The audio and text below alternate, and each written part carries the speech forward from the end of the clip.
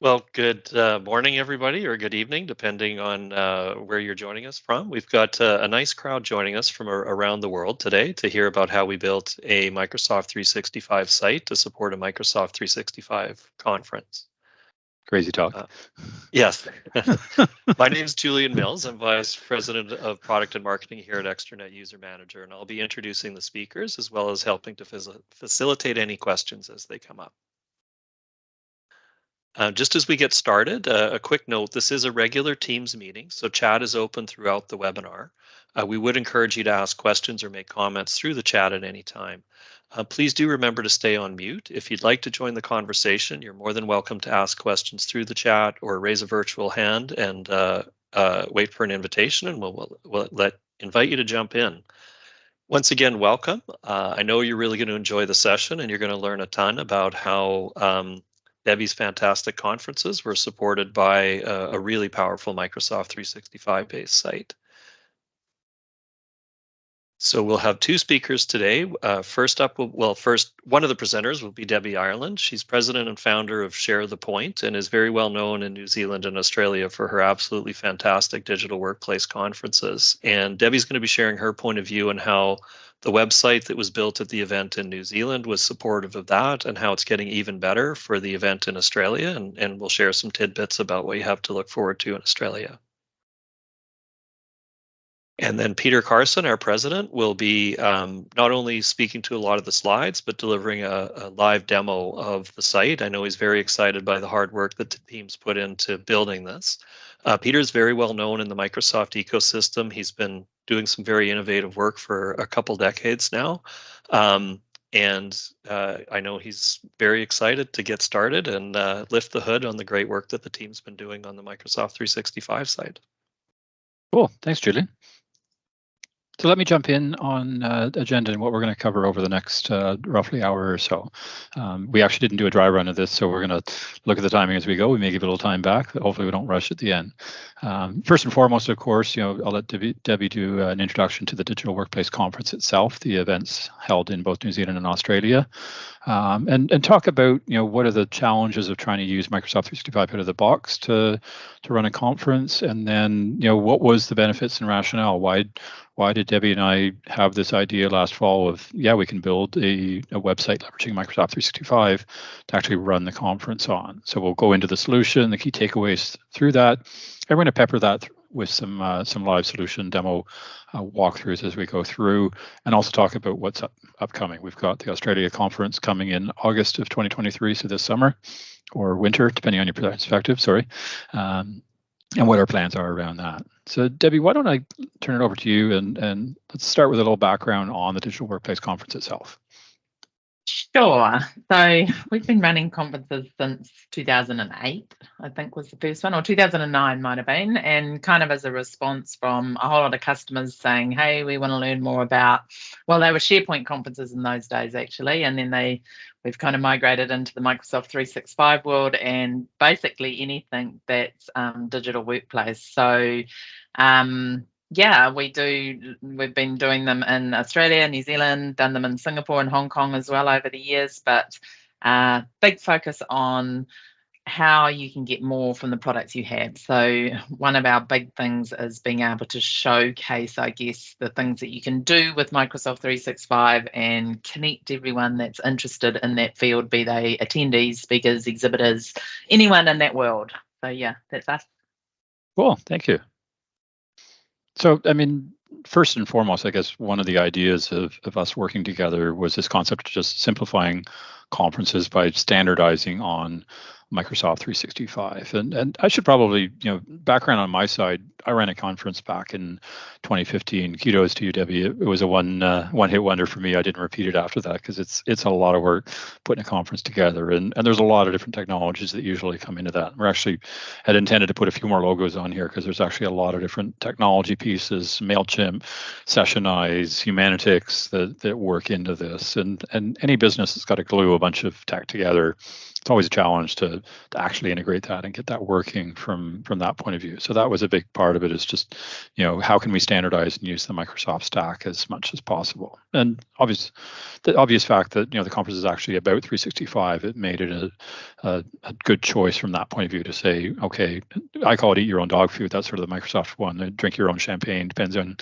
your perspective of how you want to say it, but actually use the tech that you're talking about. So Debbie, give me a little background on, what sold you. I mean, I kind of hit you out of the blue in late fall. I think it was like November, December timeframe, and said, hey, I've got this wild idea. What do you think about it? And obviously you had to get your head around that, and kind of what brought you across that decision.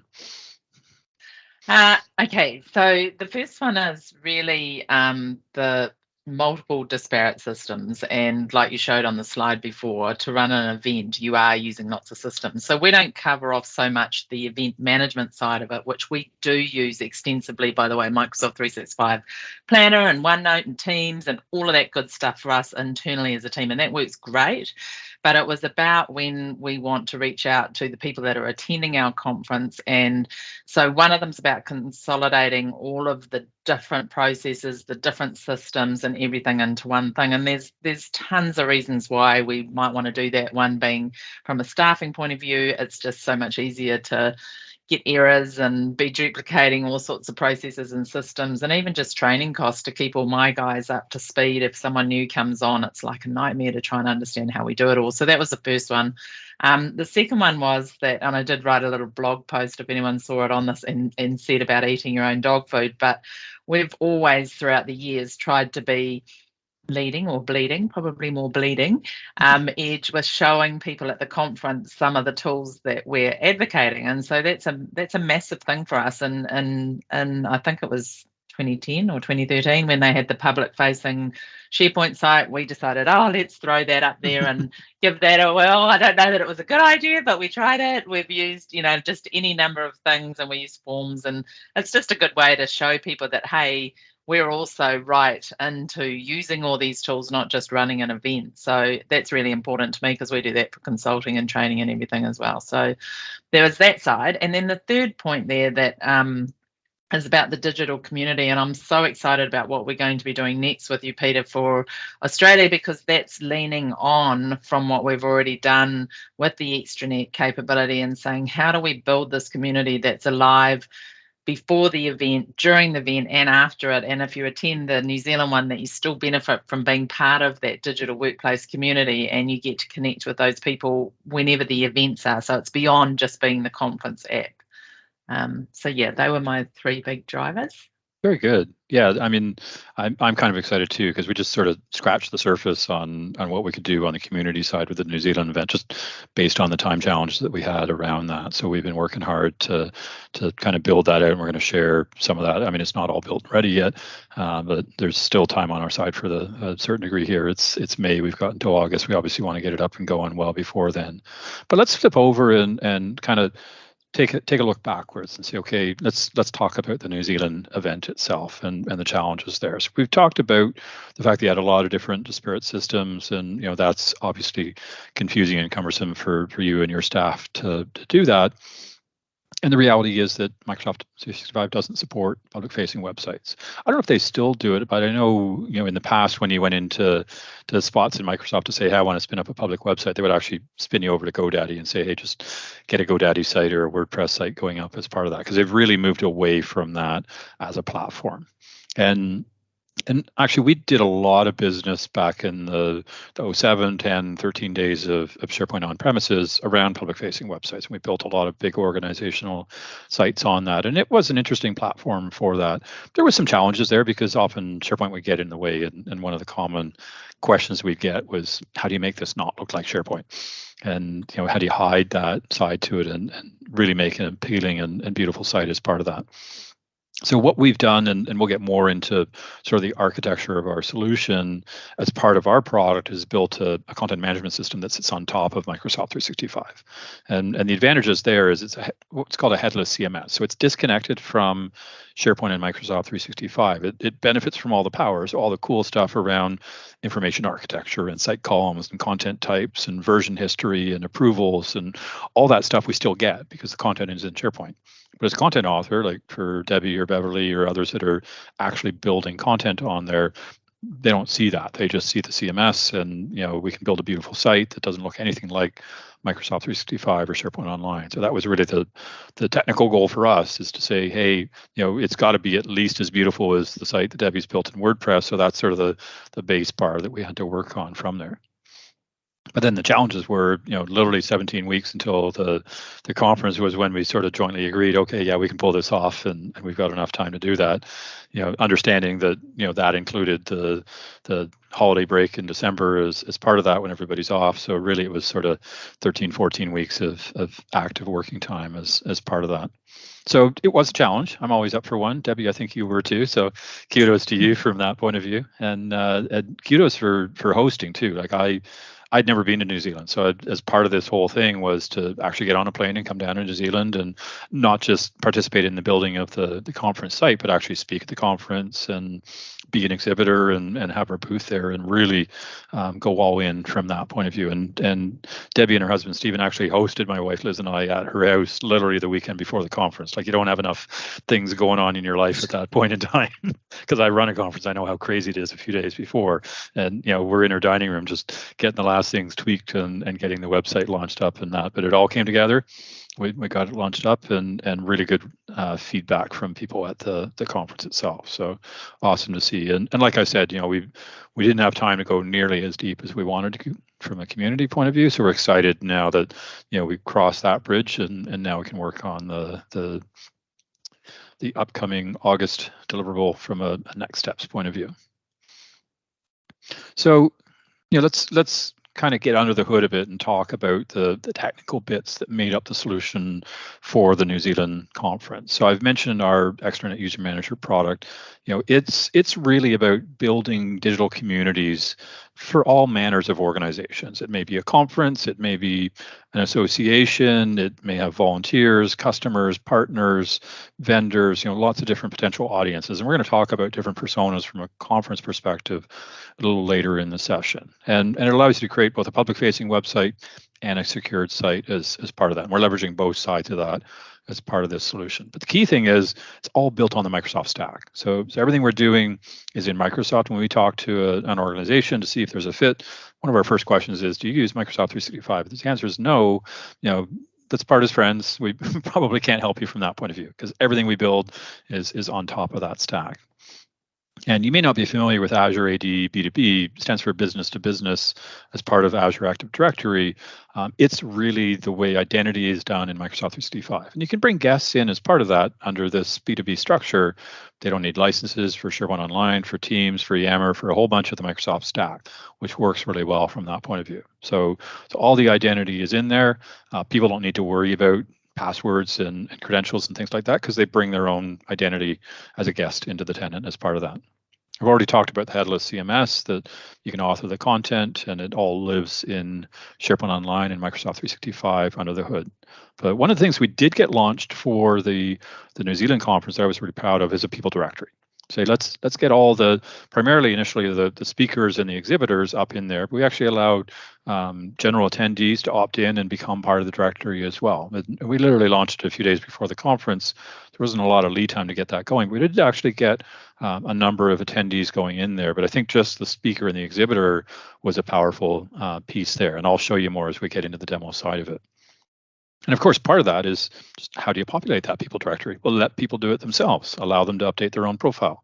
So whether you're a speaker, an exhibitor, an attendee, you can upload your own image, you can put your social links in there and really build out your own profile. And then you can start to build connections and understand, hey, I was talking to Irina at the Extranet User Manager booth and she had some great ideas I wanted to circle back on. And maybe I don't even remember her name. I'm better with pictures. Okay, I can browse the Extranet User Manager exhibitor site, see the contacts. There's Irina, click on her, get all her contact information. It really just helps build those connections between all the people in there. And then the last piece was the actual session evaluations. It's super important as a speaker to understand, how did I do? What did people feel? What sort of feedback is there? How should I tweak either my style or my content or my audience target that I'm putting in as part of that? So collecting those evaluations was part of the website as well. Initially we were going to use Microsoft Forms, and at the last minute we actually brought in a embedded form on the website itself that actually made it really easy to manage that process. So under the hood, the way that all works is we've got our extranet user manager product kind of in the middle here, and as attendee I can come in and register. Now in the New Zealand conference, to register and sign into the site, you actually had to get your credit card out and pay for a ticket. Debbie and I have been talking about for the Australia conference actually opening that up and saying, hey, let's let just anybody register as a community member without actually being a paid attendee at the conference. Obviously you need to pay to come to the physical conference, but we're trying to build a bigger, more inclusive digital community around that. And all that registration and identity ultimately is coming down into Azure Active Directory and Microsoft. And this is not in our tenant. This is in Debbie's Share the Point Microsoft 365 tenant, which is key to all of our implementations, is that the data lives in the client's tenant, which in this case is Debbie's Share the Point tenant. Now we do have Sessionize and Humanitix coming into the mix. I mean, Sessionize is actually a really good tool as a conference organizer. It lets me, put out a call for speakers and have people submit, and then rank those and decide, which talks I'm accepting and which ones I'm not, and then scheduling them into rooms and things like that. So we decided, you know what, let's keep all that in Sessionize and build an import process into the website. So Debbie's team can do all that magic in Sessionize, and then it all just gets sucked in and displayed as pages in the website itself. You can embed. There's controls from Sessionize that let you embed into the website that you're building. But honestly, it's not awesome user experience, and you don't really have a lot of control over it. It's kind of a take it or leave it type there. And we wanted to go further with building the person pages and the networking inside, things like that. That's why we decided to take that path.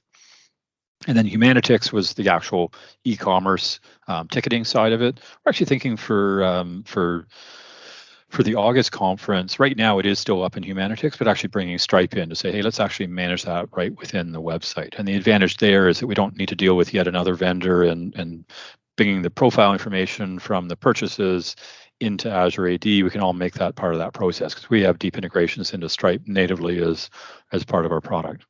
And at the end of the day, we've got all the content that the content authors are building out here, that all of this comes into the actual DWC website itself for both New Zealand and for Australia.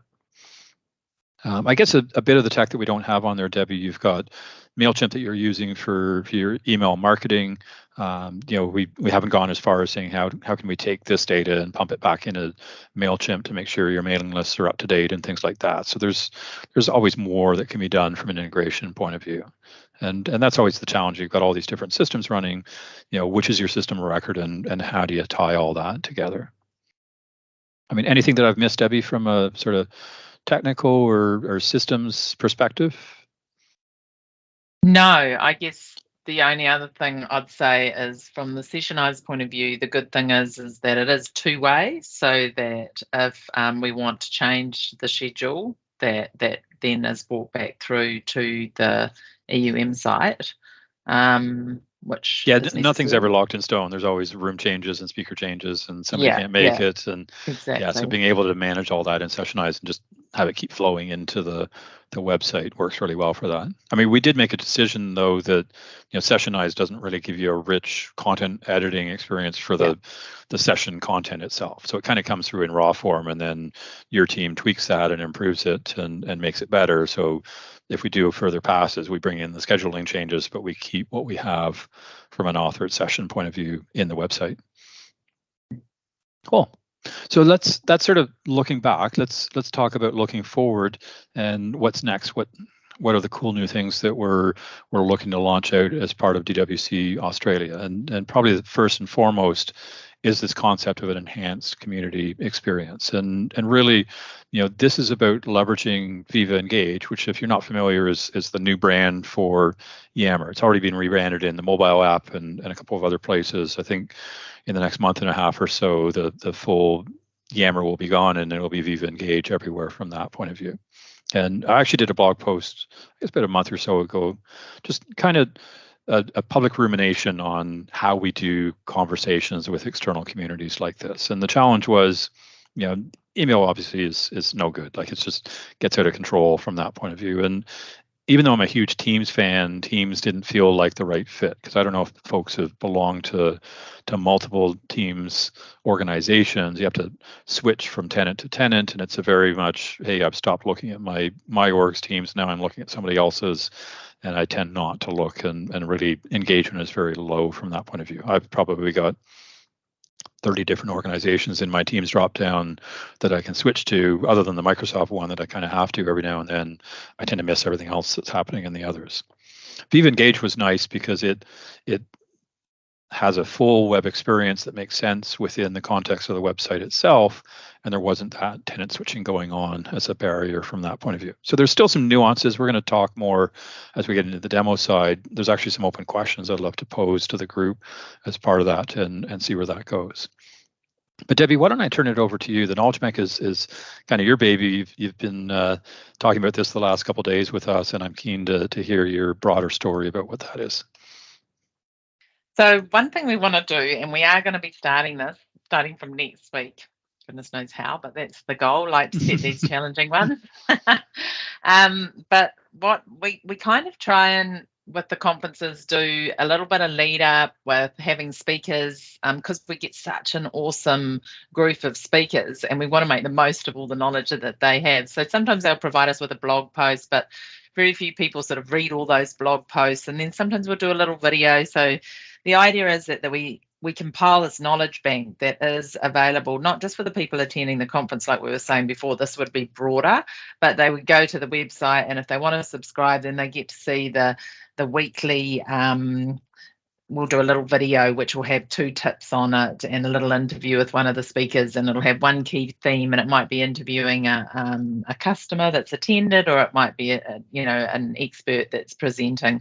But the other part of it is to build up this knowledge bank that, yes, everyone can deposit into and withdraw from. So people's favorite books, people's favorite blogs and so forth, that is related to the content of the theme for each week, and having that knowledge bank of resources available throughout the site.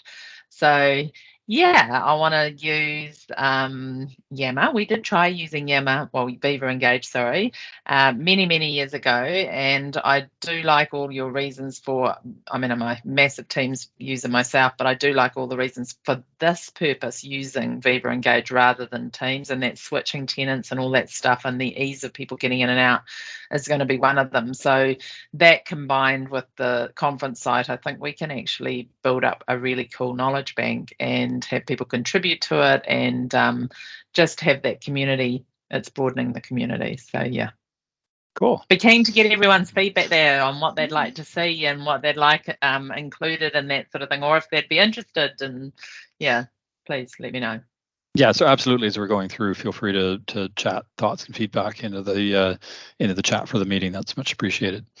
And then the third was the session builder. So this is, we've looked at commercial conference software and said, okay, what are some of the things that are important to people? And I know this is something I use a lot myself when I'm attending conferences, just the ability to plan my session out. I mean, particularly for big conferences. I was out in MVP Summit, which is a international gathering of Microsoft MVPs at the mothership in Redmond. That was just 2-3 weeks ago. And I think there was 900 sessions in 3 days. It was just insanity. So it's nice to be able to kind of pick it out and build it out and say, okay, I've got a sense, maybe I've got 2 things booked for my next slot, but then I can decide on the fly which of those I'm going to go to and go out from there. It actually helps from an organizer's point of view as well, that Debbie can look at that and say, hey, what are people signing up for? What are things going to happen? I mean, it was pleasant surprise for me for my first session was a team's first information architecture presentation I was giving, and I was in sort of the smaller room of the 3 rooms, and I guess it was a popular topic, and most of the conference showed up, and suddenly we're hauling chairs in from outside the room trying to get everybody in there. So knowing that in advance and being able to adjust as an organizer is handy from that point of view as well. Okay. So let's start. I mentioned we're going to talk about different personas, and obviously the first persona, the reason that you're having conferences for the attendees. So how do the attendees benefit? What comes out from that? So obviously, the ability to log into the site in of itself is not very interesting. There's got to be a reason to log in, and key parts of that were around the presentations and around the community, just being able to discover people and access speaker resources. We made a decision to say, hey, we're only going to make the speaker resources available if you're a signed in user as a paid attendee to the conference. It's part of the benefit of actually attending the conference. So what I thought I would do is I'm going to start on the New Zealand site. We're going to bring up the Australia site in a minute as well, but this is sort of in the past from that point of view. What does that look like? So this conference site is up. I just chatted the URL to it, so you can hit it yourself and have a look through there.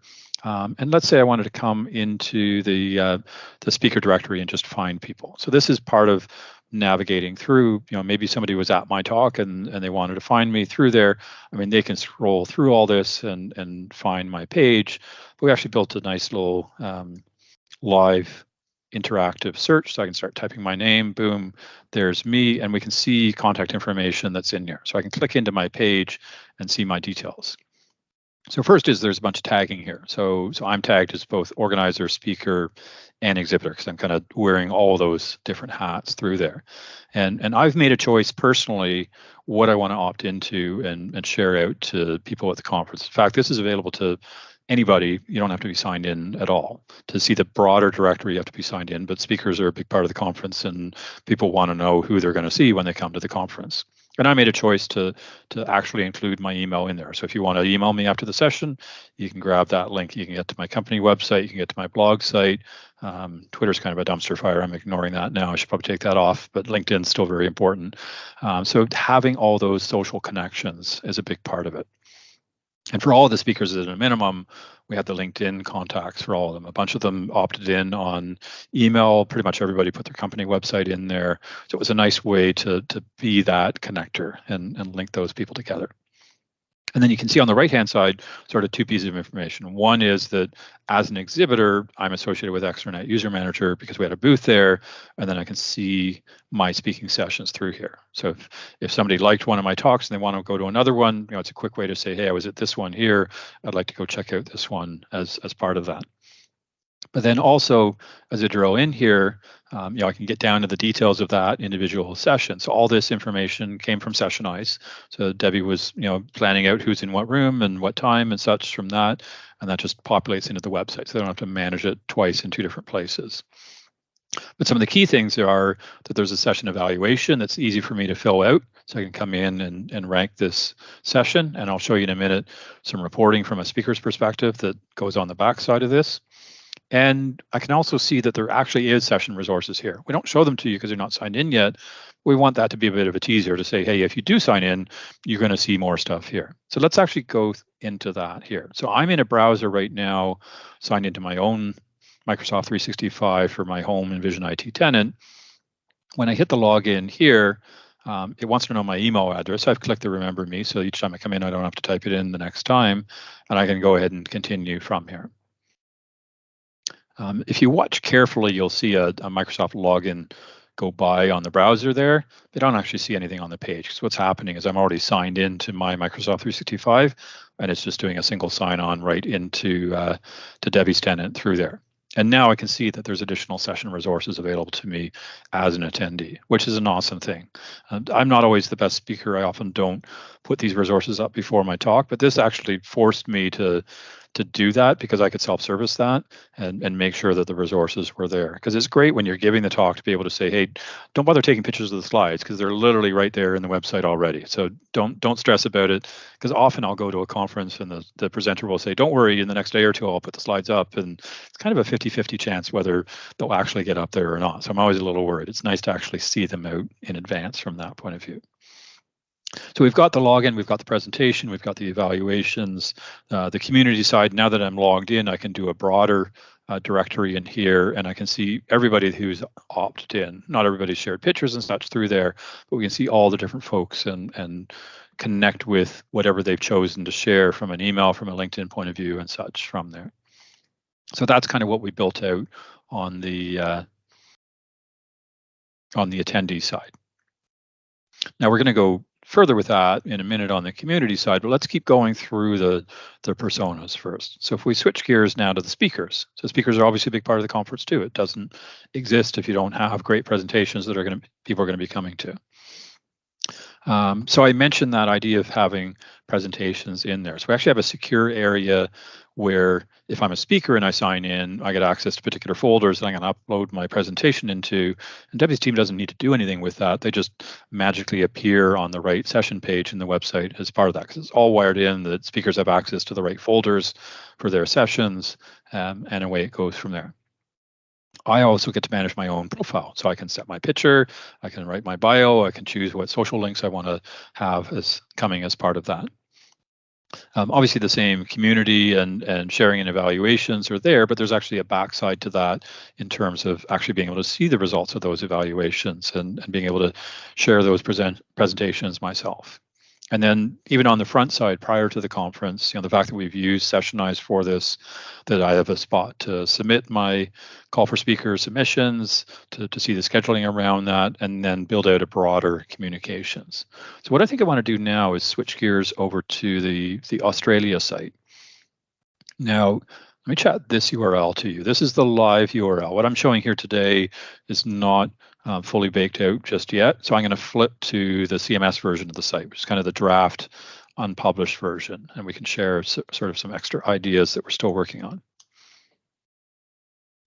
Some of them you'll see right away, like the Viva Engage up in the top. I'll come back to that in a second.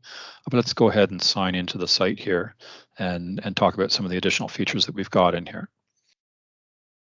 So because I've signed in, and part of our onboarding of speakers and exhibitors is to put them in special groups to say, hey, you're in a different Azure security group that gives you additional rights in the sites. And one of the things as a speaker is I have access to this speaker secure zone. So this is a wonderful thing as a speaker, because I don't know how many people on the call have spoken at a conference before, but it's overwhelming to try and find the right email from a conference that has the details for you as a speaker in the mountain of emails that comes from every conference, from a marketing point of view and everything else. No offense, Debbie, and other conferences are much worse on this. It's just overwhelming. So having one place to go to say, hey, as a speaker, where's everything that I need to know about presenting at this conference? I love this idea, and not just because we built it, because it's actually a really useful thing from a speaker's perspective. So, there's always the, hey, what do I need to do from a template point of view? Am I allowed to use my corporately branded template, or is that a no-no in this conference and I need to use theirs?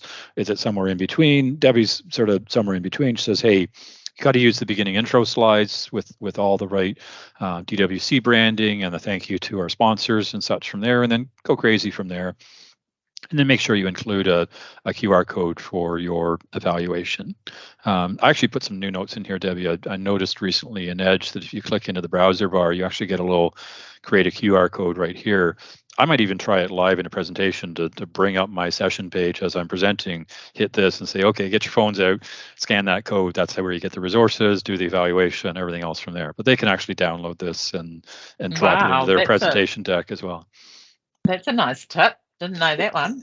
Yeah, I discovered it not too long ago on Chrome on my iPhone that I could do that, and I could share links with people through my phone. But I just saw this one quite recently in Edge. I checked Chrome; it doesn't have it. So Microsoft's ahead of Google on that one, I guess.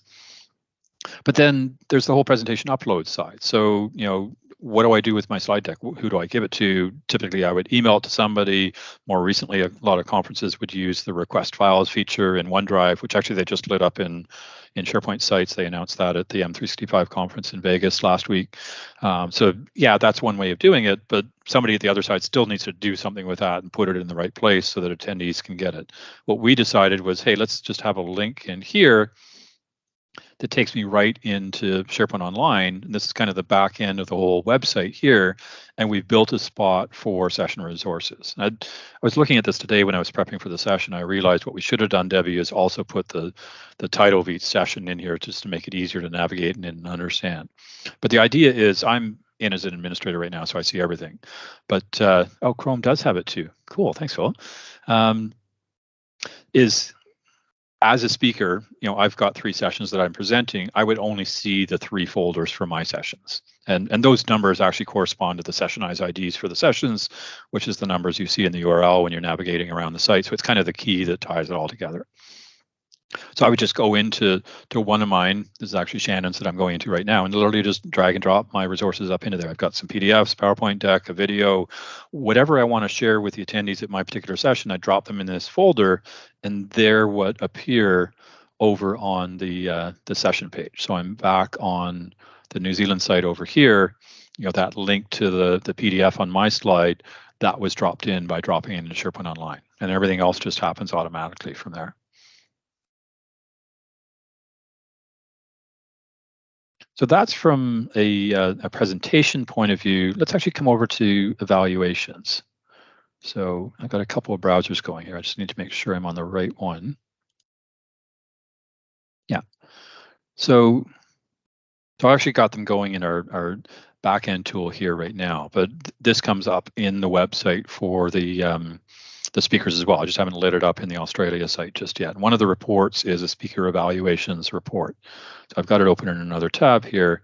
I can come over to this, and we use what's called row level security. So it trims the results down. It's not fair for speakers to show their evaluations to other speakers. Each speaker should only see their own. So I'm signed in as myself with my P. Carson account, and I'm seeing my 2 talks that I gave, and I can see the evaluations that came back. I can see the aggregated ratings across all those evaluations, and I can see the actual comments that people typed in from that. This is super important for me as a speaker. I would say well over half of the conferences that I speak at, and I do travel a fair bit to conferences, I never get evaluations back from, and it's kind of like a black hole. You've maybe had people come up at the end of the session and say great session and everything else, but it's really important to understand this here. It's also important for Debbie as a conference organizer. She's got to figure out who her speakers are for her next conference. New Zealand to Australia, a lot of the speakers carry over, but there's new ones and differences in there. Being able to look at this from a big picture point of view across all of the speakers is super important from that perspective as well. And then this is probably a good time to start to jump into the community side as well, because this is a big part of it, and I don't want to get too far into the presentation and not talk about it. So let's come back to this browser here. And here I'm running the Australia CMS version of the site that I was in there a second ago. And as I mentioned, we've brought in this Viva Engage logo up at the top here.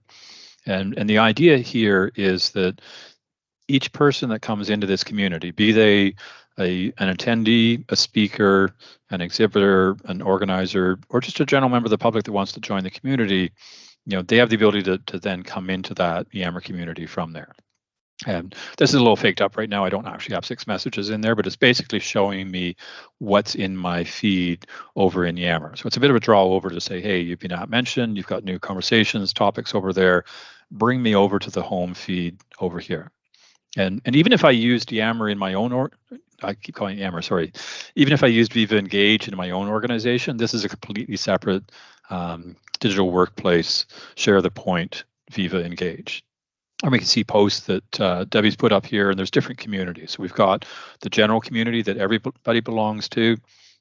We've got the exhibitors only community, and we've got the Australia speakers only community. So Debbie's posted this up to the speakers.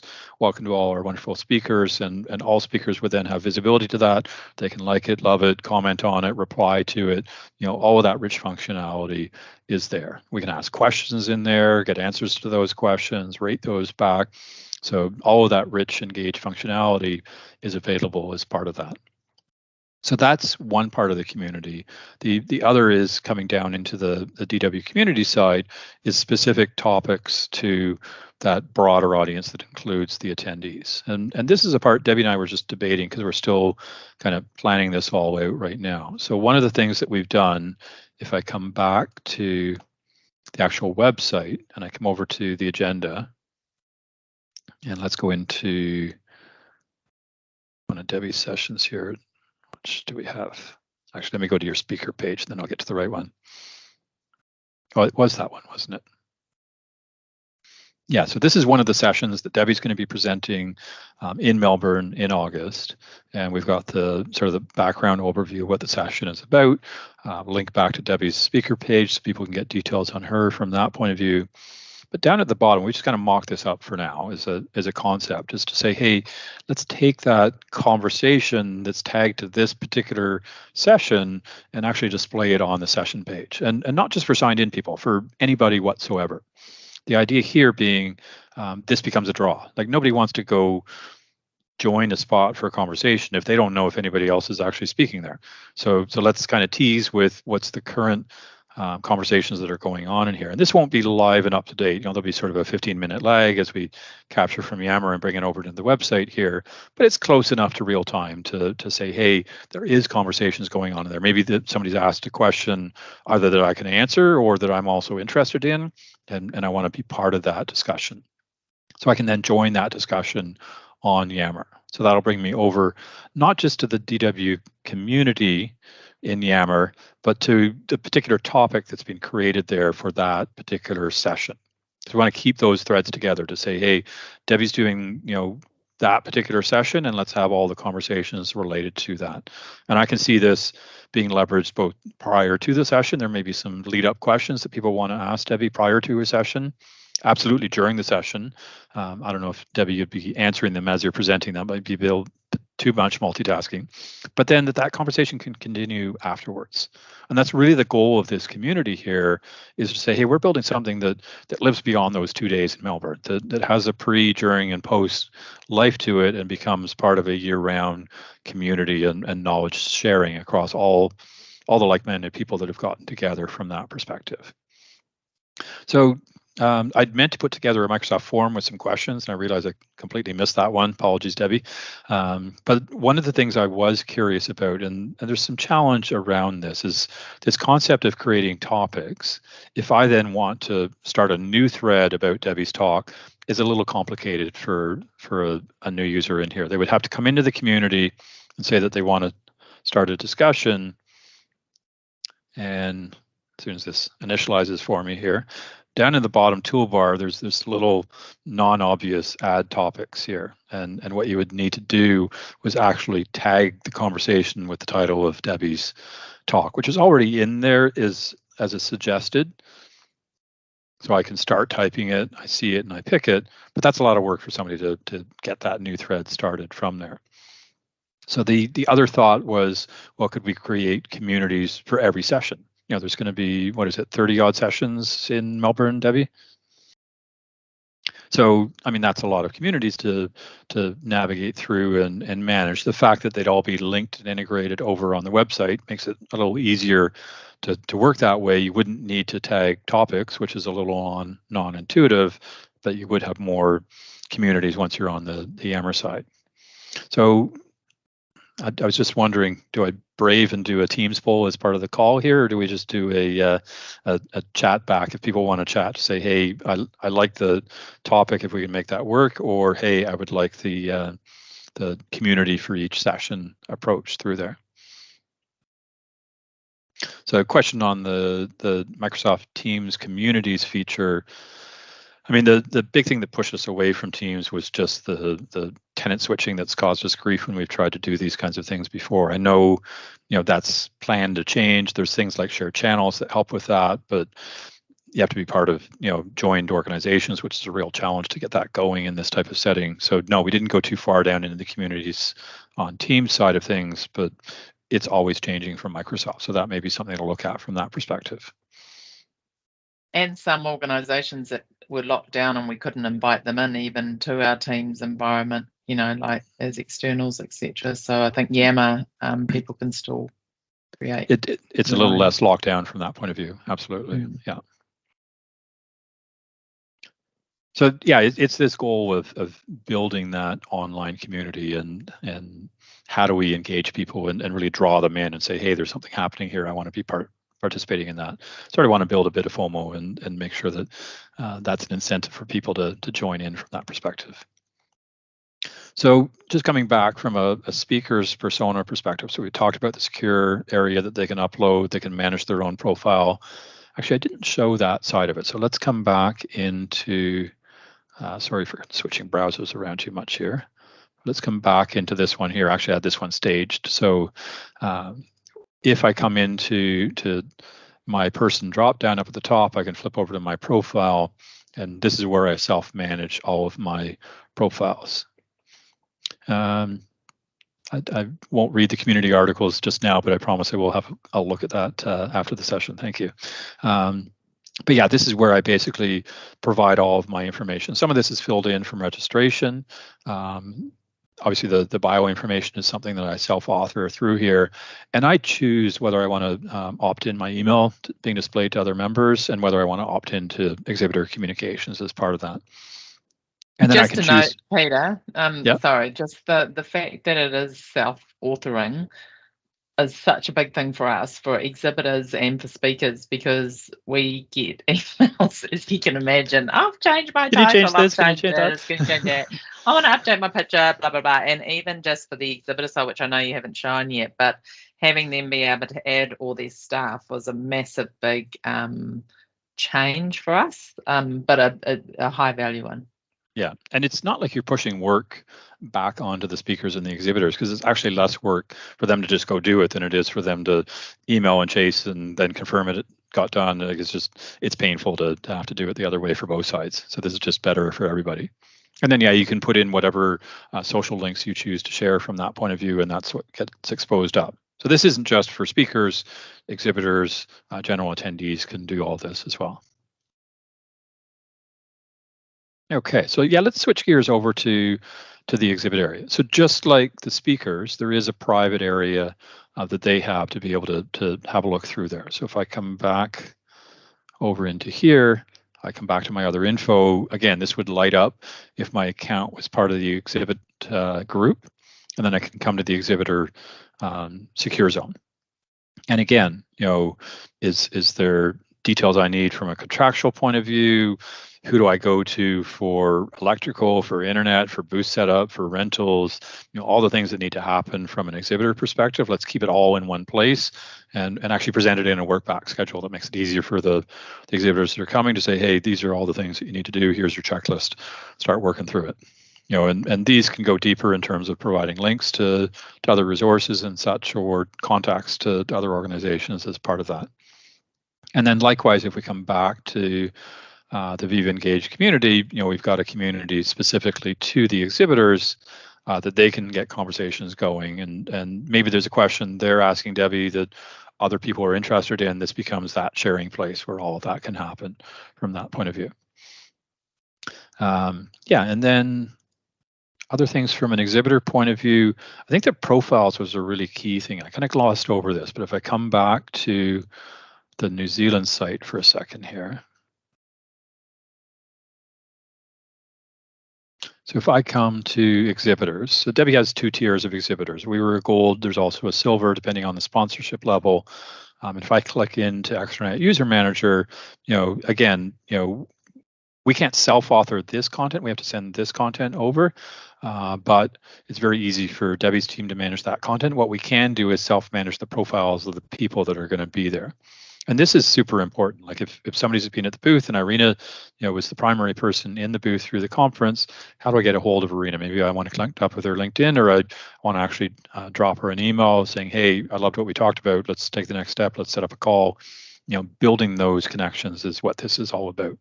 And as an exhibitor, this is super important. Like if you don't fill this out as an exhibitor and provide all your contact details in there, you've kind of failed. Like you spent a bunch of money to Debbie, as well as, you know, travel and expenses to actually be at the conference. The whole goal is to connect with people. So make it easy to connect with people, which is what we've done through here as part of that.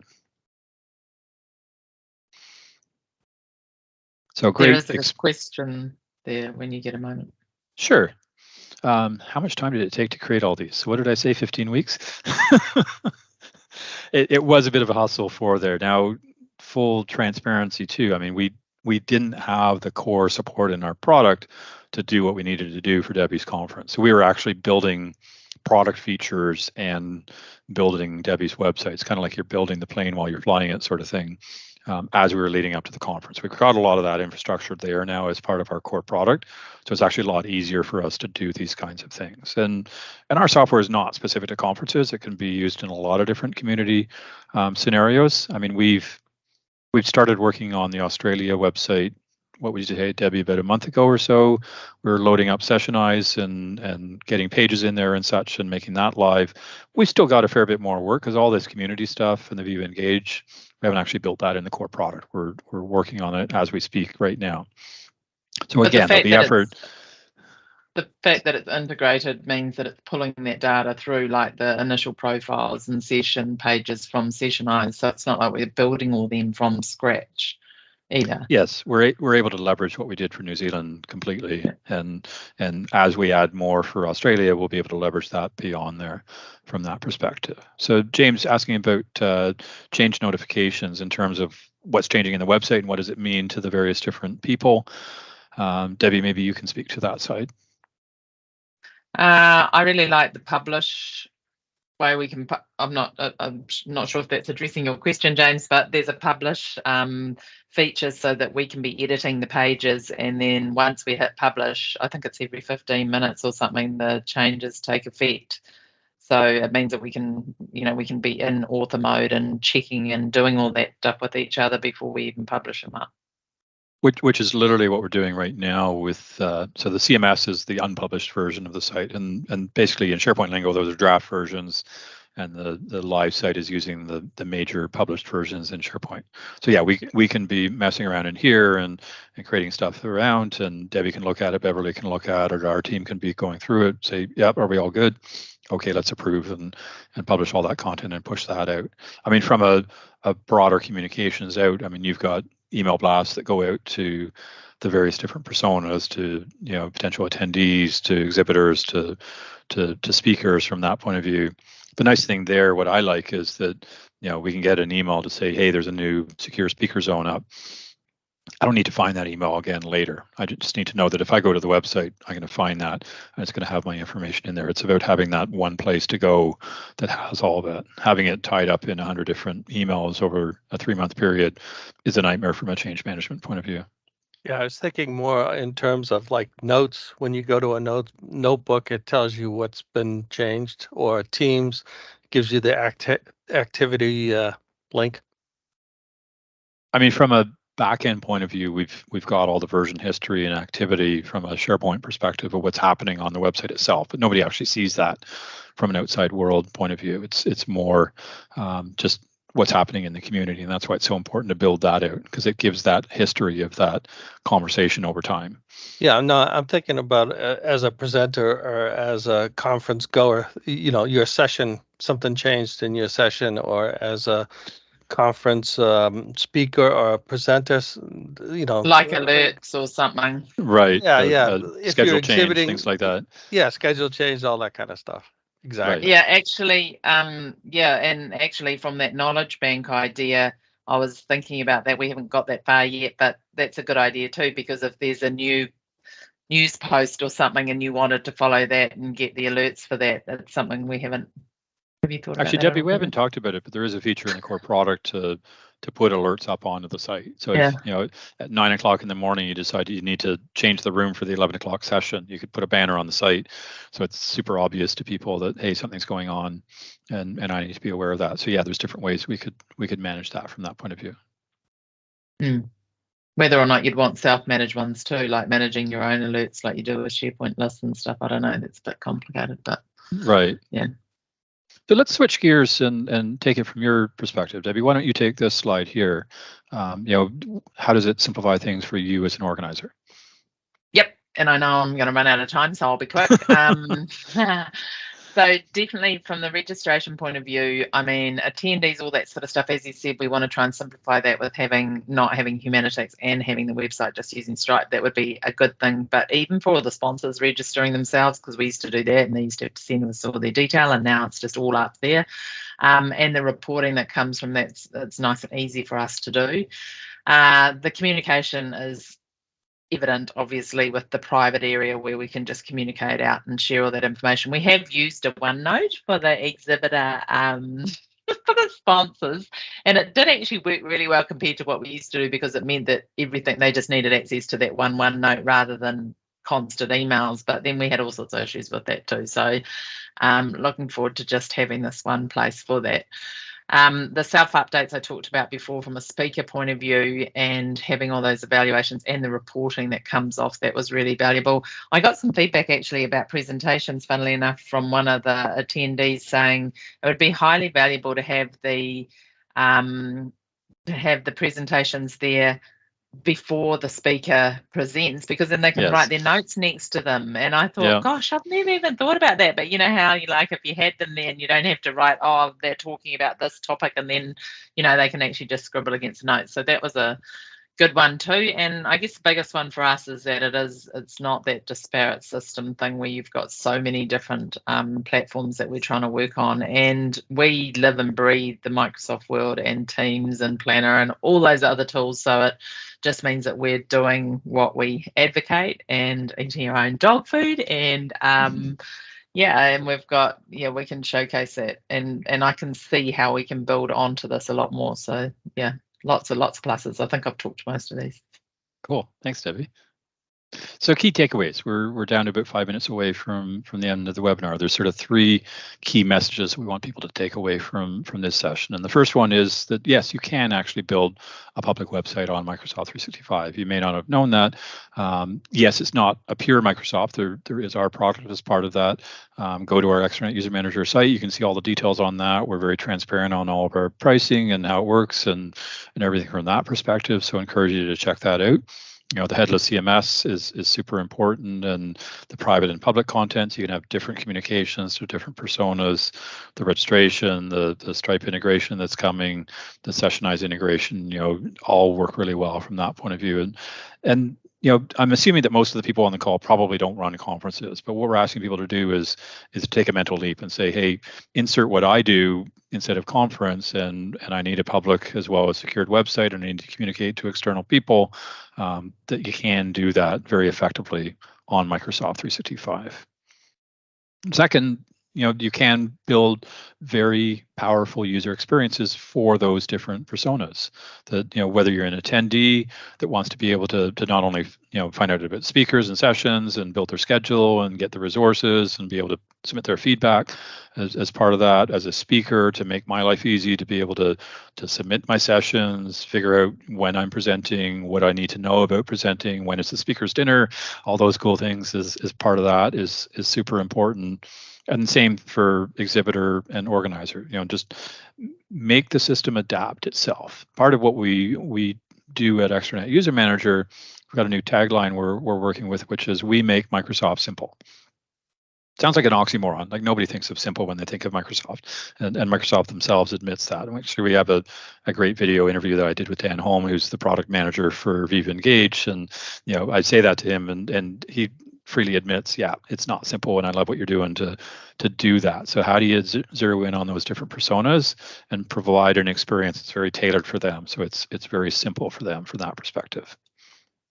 And of course, shameless plug for Debbie's conference. Some of our webinar attendees maybe here in North America, a longer haul, but certainly if you're in New Zealand or Australia, absolutely, if you haven't already, register for the conference in Melbourne. So it's an awesome opportunity. Yes, we're building a powerful online community. You can't beat face-to-face interactions, though. Like MVP Summit was 2 weeks ago in Redmond, I mentioned. They ran digital events for 3 years through COVID. This was the first time in 4 years that we got together physically together. I zoned out instantly on the digital. I don't know, there's shiny objects, and once you're in hour 2 of a 3-day online conference, you're gone. But to actually sit down with people, to break bread with people, to go out for drinks afterwards, like it's such a powerful networking event, and it's such a amazing knowledge sharing experience. So if you haven't bought in yet, absolutely encourage you to do that from that point of view. And then lastly, just thanks for listening. We've got awesome questions in there. I've kind of been watching a little bit as I've been going through here. We will go back through the chat, though, if there's ones that we've missed as part of that, and absolutely get back to people with questions from that. I love the positive feedback as we've been going through as well. As a speaker, that's awesome, particularly in a virtual. Sometimes it's hard to gauge what's happening out in the audience. One really quick one, Peter, is the do you need a lot of tech knowledge? And I didn't answer it very well, but I'm sure you can more so that it's more of a, GUI interface. It doesn't require code unless you get real fancy. Absolutely. I mean, when we say we make Microsoft simple, it's not just for the people that are consuming it. It's for the people that are, organizing it and running it as well. Whether you're a business and this is your portal to your customers, or you're a conference organizer, that's got to be simple too. And that's the goal from that point of view. Yeah, still seeing questions, but I know we're basically at the top of the hour here. So we'll trying to think, if we leave the session, does the chat close for people coming in? We can send some follow-up notes out through the follow-up email that we send out. So look for the recording in the next day or so. We'll get that up on the website. So for folks that weren't able to join, they'll be able to watch that on demand. Or if you have peers that you think maybe could benefit from this, absolutely. Once we send that follow-up note out, feel free to share that out with them. Debbie, any last closing thoughts on your side? No, I was just going to reply to that comment from Lauren, which I will do. But no, thank you very much, everyone. And I'd really welcome any feedback on that knowledge bank idea or on anything else we can do better, because always looking to improve. So yeah, please just reach out to me. Happy to. Awesome. Well, thanks, everybody. Have a great rest of your day.